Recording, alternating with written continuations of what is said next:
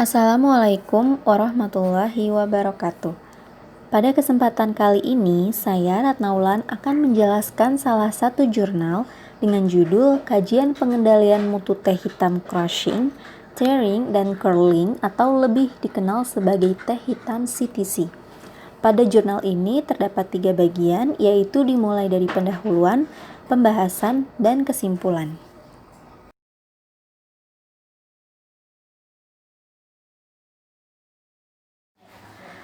Bagian pertama yaitu pendahuluan. Dalam pengendalian mutu suatu produk, itu terdapat 4 langkah. Yang pertama yaitu menetapkan standar. Pada langkah ini ada beberapa standar yang harus ditetapkan seperti standar mutu biaya, standar mutu prestasi kerja, standar mutu keamanan, dan standar mutu keterandalan yang diperlukan oleh suatu produk. Langkah kedua yaitu menilai kesesuaian. Jika standar mutu sudah ditetapkan, maka langkah selanjutnya adalah membandingkan kesesuaian dari produk yang telah dibuat terhadap standar yang telah ditetapkan. Langkah ketiga, bertindak bila perlu. Langkah ini dilakukan jika terdapat masalah dalam proses pengendalian mutu suatu produk. Bagaimana caranya? Caranya yaitu dengan mengoreksi masalah dengan mencari faktor-faktor penyebab masalah tersebut. Misalnya, faktor penyebab dari perancangan, atau dari produksinya, atau dari pemasaran, atau dari pemeliharaan yang mempengaruhi kepuasan pemakai produk tersebut. Langkah terakhir yaitu merencanakan perbaikan. Perbaikan yang direncanakan ini dapat berupa pengembangan suatu upaya kontinu untuk memperbaiki standar yang telah ditentukan. Pengendalian mutu ini merupakan bagian terpenting dari kegiatan pengelolaan manajemen mutu sebagai upaya untuk mempertahankan dan meningkatkan mutu suatu produk. Salah satu produk yang populer di masyarakat Indonesia itu adalah teh hitam. Jadi, teh yang berkualitas tinggi ini didapatkan dari bahan baku yang bermutu disertai dengan teknologi yang benar. Pengendalian mutu produksi teh hitam ini terbagi menjadi 3 bagian, yaitu dimulai dari pengendalian mutu bahan baku, pengendalian mutu proses pengolahan, serta pengendalian mutu produk akhir. Yang pertama yaitu dimulai dari pengendalian mutu bahan baku. Proses pengendalian ini berawal dari pemetikan, sortasi, analisis petik, pengangkutan pucuk, sampai pada penerimaan pucuk daun teh.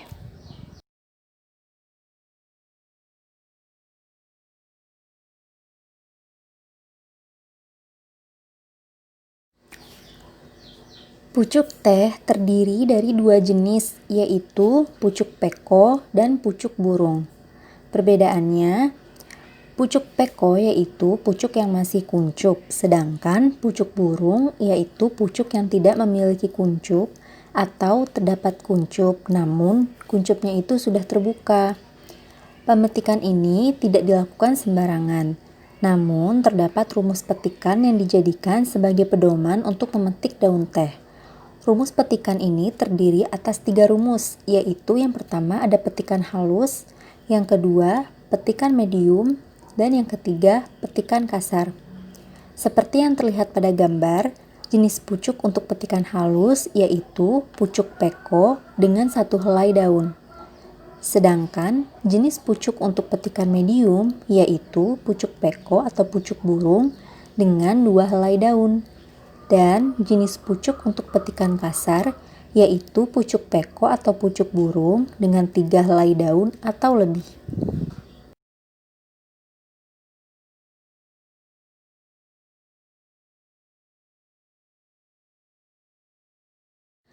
Langkah kedua setelah pemetikan yaitu adalah sortasi. Sortasi merupakan proses klasifikasi bahan berdasarkan sifat fisiknya dengan tujuan untuk memisahkan bahan yang baik dan bahan mana yang tidak baik. Sortasi pada bahan baku produksi teh ini dilakukan dengan 4 tahap, yaitu dimulai dari saat pemetikan. Pada saat pemetikan, langkah yang dilakukan yaitu membuang daun teh serta tangkai yang sudah tua dan hanya mengambil pucuk serta daun mudanya saja, lalu dimasukkan ke dalam karung. Langkah kedua yaitu pucuk teh yang berada di dalam karung dipindahkan ke rajut. Tujuannya untuk membuang benda asing agar tidak ikut ke dalam rajut. Langkah ketiga yaitu melakukan penimbangan pucuk teh yang dilakukan di kebun. Namun sebelum ditimbang, pucuk teh yang tidak memenuhi standar bahan baku dibuang. Langkah keempat yaitu sortasi pada saat unggaran. Dengan cara pucuk teh yang sudah ditimbang diunggar di atas alas sebagai sortasi akhir sebelum diangkut ke pabrik.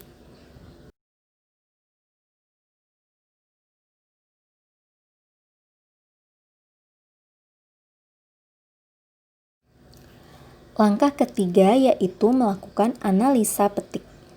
Untuk menjaga kualitas dari pucuk teh, maka harus dilakukan pemantauan terhadap cara pemetikan pucuk dan cara melakukan analisa petik. Untuk pelaksanaannya, sampel contoh diambil dari pucuk teh yang sudah dipetik di kebun. Bagaimana cara melakukan analisa petik? Caranya yaitu, pertama, pucuk teh dari masing-masing rajut diambil segenggam dan dikumpulkan menjadi satu. Langkah kedua, ambil 250 gram pucuk teh untuk dianalisa. Analisa ini dilakukan dengan memisahkan jenis pucuk sesuai dengan rumus petikan. Langkah ketiga, yaitu masing-masing jenis pucuk teh ditimbang. Dan langkah terakhir, menghitung persentasenya dengan membandingkan berat jenis pucuk teh dibagi dengan berat total sampel pucuk lalu dikalikan 100%.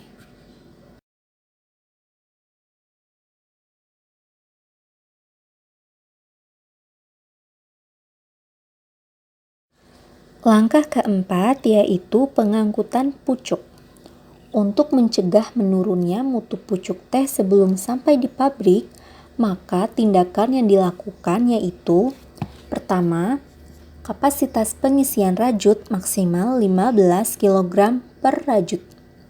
Kedua, sebelum dilakukan pengangkutan pucuk ke pabrik, pucuk dikumpulkan di tempat yang teduh agar terhindar dari terik sinar matahari. Ketiga, kapasitas rajut yang dimasukkan ke dalam truk yaitu 2 ton. Truk yang digunakan pun harus bersih. Keempat, tidak menggunakan benda tajam selama pemuatan rajut ke dalam truk agar tidak terjadi kerusakan. Kelima, pengangkutan pucuk dari kebun ke pabrik dilakukan 2 kali per hari dengan tujuan untuk mencegah agar pucuk tidak rusak akibat terlalu lama di kebun.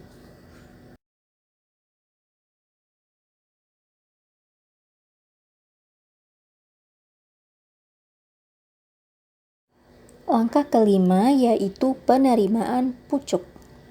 Pengendalian mutu pada proses penerimaan pucuk di pabrik dilakukan dengan beberapa tindakan, yaitu pertama, penimbangan dan pengangkutan rajut dilakukan menggunakan monorail dengan batas maksimal 2 rajut yang berat masing-masingnya yaitu 15 kg. Kedua, mencegah tercecernya pucuk saat penimbangan maupun saat dimasukkan ke dalam truk.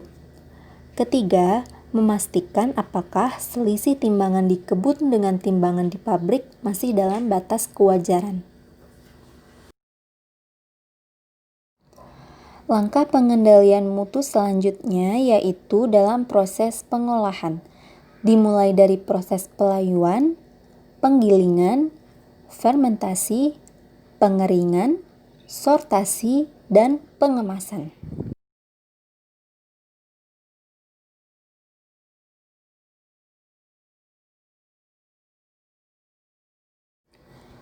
Langkah pertama yaitu pelayuan. Tujuan dari pelayuan ini adalah untuk menurunkan persentase kalayuan dari 90% menjadi 70%. Untuk mengetahui apakah proses pelayuan sudah cukup, ini dapat dilihat secara visual, yaitu pucuknya tetap berwarna hijau dan teksturnya masih lentur. Selain itu, diukur kadar airnya sampai 70%. Jika kadar airnya sudah mencapai 70%, maka proses pelayuan ini sudah dapat dikatakan selesai.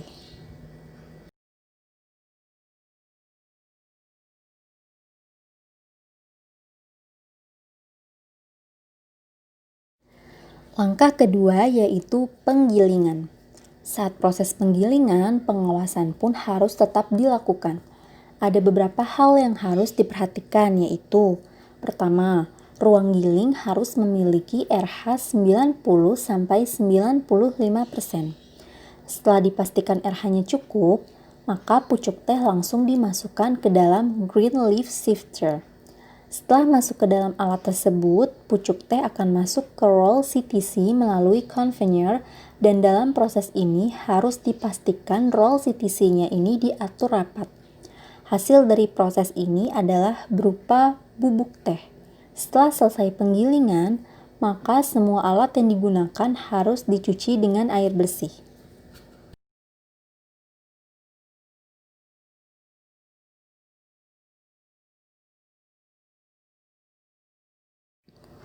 Langkah ketiga yaitu fermentasi.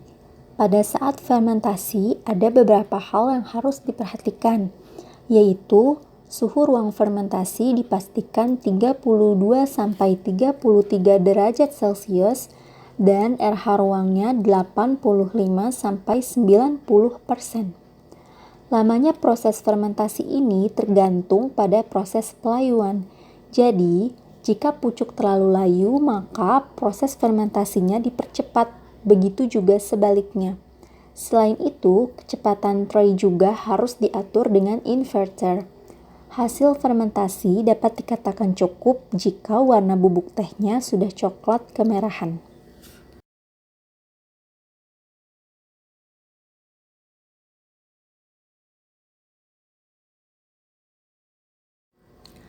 Langkah keempat yaitu adalah pengeringan. Pengawasan yang dilakukan saat proses pengeringan yaitu: pertama, bahan bakar yang digunakan harus selalu tersedia. Kedua, yaitu melakukan pemeriksaan secara berkala dryer atau heater. Langkah yang ketiga yaitu suhu VFBD harus selalu dikontrol, di mana suhu masuknya yaitu 110-150 derajat Celcius dan suhu keluarnya 40-45 derajat Celcius. Langkah terakhir yaitu melakukan uji organoleptik dan uji kadar air setiap 20 menit sekali.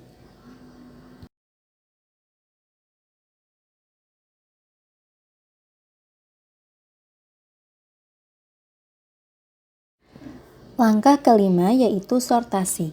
Sortasi selain dilakukan pada saat pengawasan bahan baku, dilakukan pula saat proses pengolahan. Pengawasan mutu yang dilakukan yaitu memastikan bahwa ruang sortasi dalam keadaan bersih. Lalu, tahap sortasi pun harus memenuhi persyaratan yang telah ditentukan. Memastikan apakah teh hasil sortasi sudah sesuai dengan standar, meminimalisir teh yang tercecer, dan terakhir mengambil contoh untuk analisa mutu sebelum penimbangan.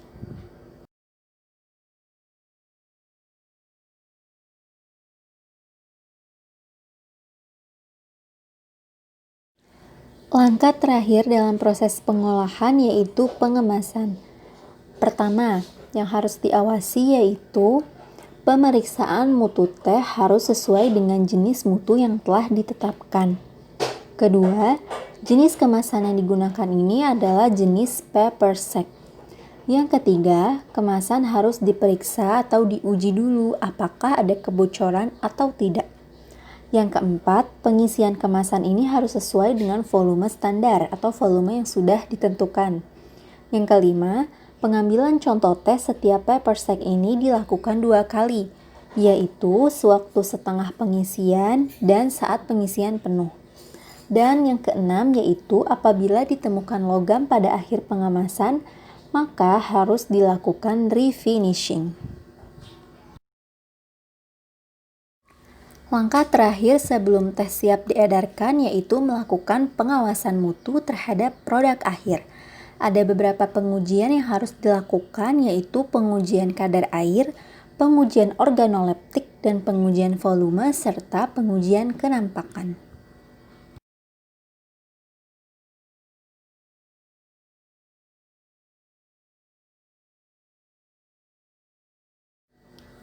Pengujian pertama yaitu pengujian kadar air. Tujuan dari pengujian kadar air ini adalah untuk mengetahui apakah kadar air pada teh hitam ini sudah sesuai dengan standar atau belum. Standar kadar airnya itu berapa? Nah, standar kadar air pada teh hitam ini sebesar 3-4,5%. Untuk teh yang diuji yaitu bubuk teh yang telah dikeringkan dan bubuk teh yang akan dikemas.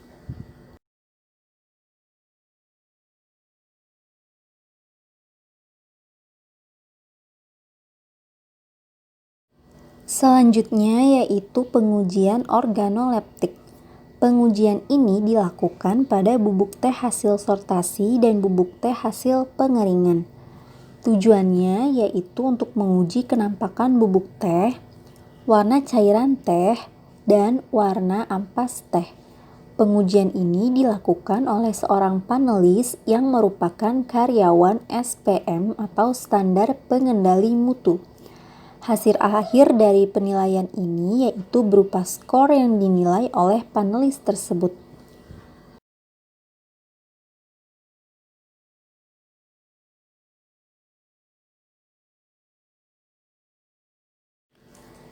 Pengujian terakhir yaitu pengujian volume dan pengujian kenampakan.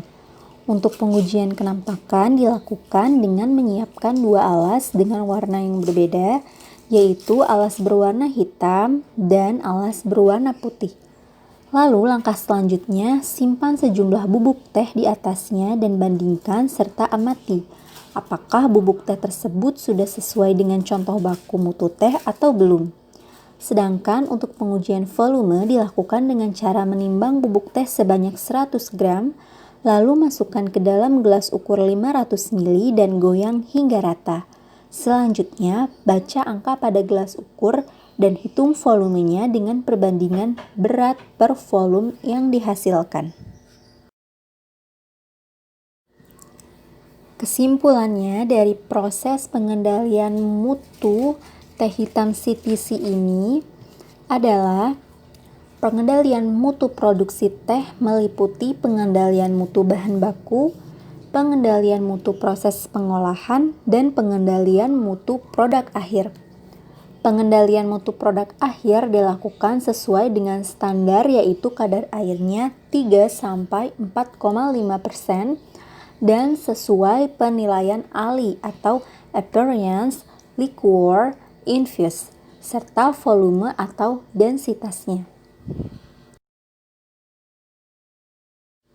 Sekian penjelasan dari saya mengenai pengendalian mutu proses produksi teh CTC. Semoga bermanfaat. Terima kasih.